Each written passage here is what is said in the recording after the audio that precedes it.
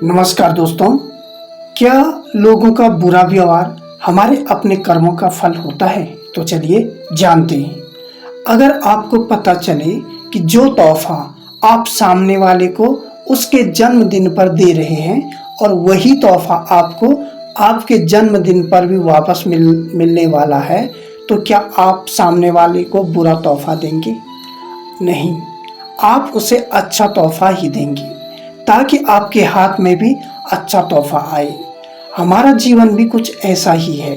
हम जो कर्म करते हैं वही हमारे पास लौटकर आते हैं। इस बात को आप जितना जल्दी समझ लें बेहतर होगा। हम में से कई लोगों को यही लगता है कि कोई भी शब्द या क्रिया हमारे कर्म होते हैं, लेकिन सच्चाई तो यह है कि हमारे द्वारा सोची गई अच्छी या बुरी बातें भी हमारे कर्म में ही आती हैं। जो विचार हम सामने वाले के लिए सोचते हैं वही घूमकर हमारे पास आते हैं। हम यदि दूसरे के लिए बुरा सोचेंगे तो सामने वाला भी हमारे लिए बुरा ही सोचेगा।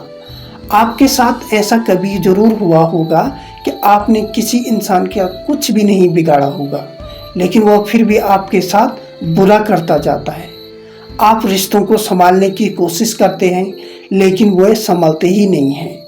जब हम इन सुधारों की कोशिश से हार जाते हैं, तब हम भी बदले में उस इंसान को बुरा करने लगते हैं और हम यहीं पर गलती करते हैं।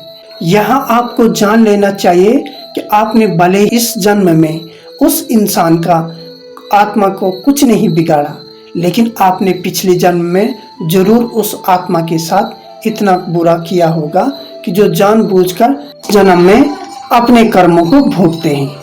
जब आप इस ज्ञान को अपने साथ लेकर चलते हैं तो आप अपने साथ बुरा करने वाले हर इंसान को माफ करने में बहुत आसानी महसूस करेंगे। आप यह जान चुके होंगे कि जो भी आपको मिल रहा है वो आपके ही कर्म के खाते से निकला है।